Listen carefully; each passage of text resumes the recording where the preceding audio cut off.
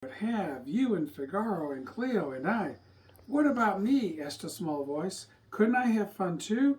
Oh, Jimmy Cricket, of course you could have fun too, laughed Geppetto. You could go everywhere with him to keep him out of trouble. What shall we call him? Pinocchio? Can you say Pinocchio? Yeah, his name is Pinocchio. Okay. Little wooden-headed Pinocchio. A dandy name, Pinocchio, cried Jiminy Cricket. He jumped from the floor to the workbench. A dandy name. At that moment, all the clocks in the house started to strike. Old Geppetto looked up. It's 9 o'clock, he said. Time for sleep. He placed Pinocchio on the workbench, tumbled Figaro into the big bed. Figaro into the big bed, and blew a kiss to Cleo in her bowl. He opened the window, and the light of the evening star streamed into the room. Starlight, star bright, he said softly. I wish Pinocchio were a real live boy. What's going to happen to Pinocchio? He turns into a real live. Does he? That's pretty cool. He looked once more at the merry little puppet and then settled down in his bed. In a moment he was snoring. Only Jiminy Cricket was still awake. He was unhappy, thinking old Geppetto would never have his wish. Suddenly he heard a strange, sweet music. The evening star sailed down through the sky and into Geppetto's window.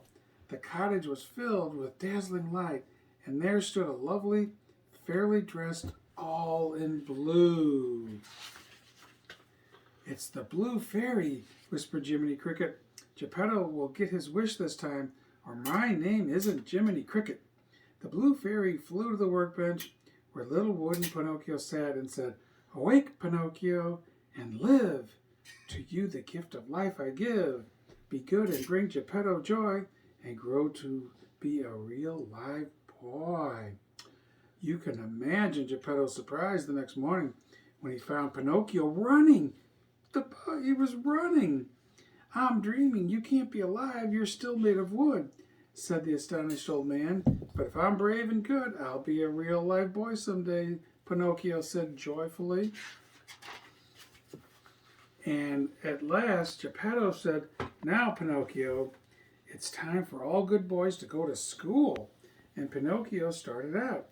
Pinocchio, cried Jiminy Cricket cried, wait for me.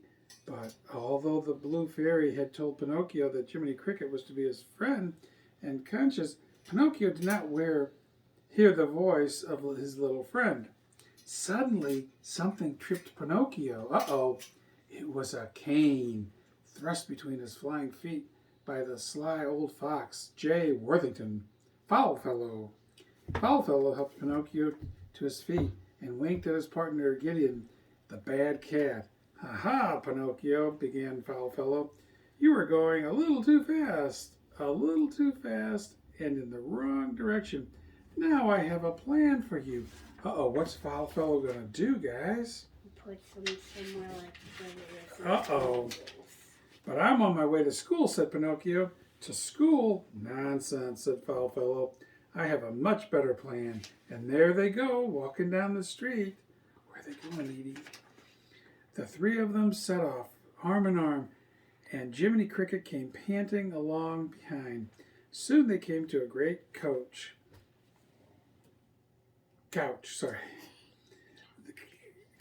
The two scoundrels took from the wicked-looking coachman a large bag. They had sold Pinocchio for gold. Then they went away laughing. They sold him, Freddie. Oh, no. Yeah, to turn him into that. Oh, Jiminy was frightened, but he hopped bravely aboard just as the coach drove off. The coach was pulled by 6 sad little donkeys. Do you see the donkeys? Very good. It was filled with boys of all sizes and ages and a noisily rowdy crowd.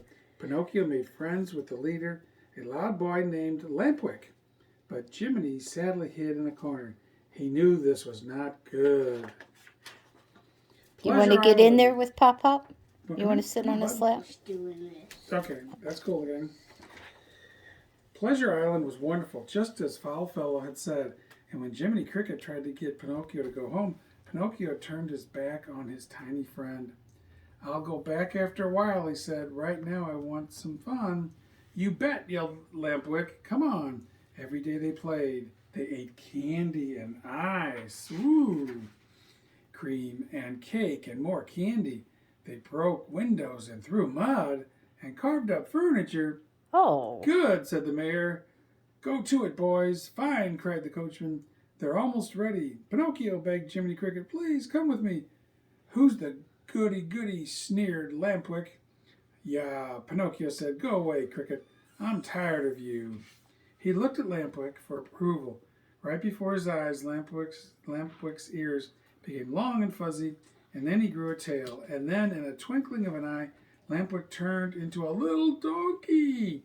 The coachman came running and put a rope around Lampwick's neck. Aha, he cried. Another donkey to sell to the man who runs the salt mines. Oh, boy. He reached for Pinocchio, but because Pinocchio was growing donkey's ears and a donkey tail, too. But Jiminy Cricket shouted, run, Pinocchio, come on. Why is it glowing around them? Let's see what he says. And this time Pinocchio ran with Jiminy Cricket. They ran to the edge of the island and dived into the water and swam away from the terrible place. Hours later, wet and tired, they came to Geppetto's cottage. But no one was there. Old Geppetto had taken Figaro and Cleo and gone to search for Pinocchio. Poor Pinocchio.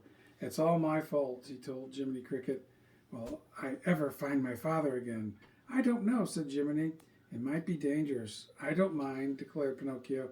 It's my job to find him, even if it's dangerous. So away went Pinocchio with Jiminy beside him. And what adventures did they have? Uphill, down dale, into danger, and out again. They even chased a whale to the bottom of the sea. And the Blue Fairy watched them all the way. She was watching when they found Geppetto at last and led him home safely. It was only then that Geppetto noticed Pinocchio's donkey ears. I'm sorry, Father, Pinocchio said humbly, but I do know better now. Suddenly the evening star brightened the room, and the Blue Fairy appeared. You have learned your lesson well, Pinocchio, she said, and as her magic wand touched him, Pinocchio felt himself turn into a real boy, just like Freddy. Yeah, Father, he cried. I'm a real boy at last. Geppetto hugged him and laughed and cried for joy.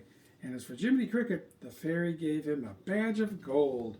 And on the badge it said, awarded to a good conscience who helped make a real boy out of a wooden head. Wonderful! Whose book is this? This yours? That's yours? Does Mommy and Daddy read that at night? Yeah, not much. We Yeah. usually don't have much. Yeah, do you like Pinocchio? Yeah. Do you have another book you want me to read? No. No? Okay.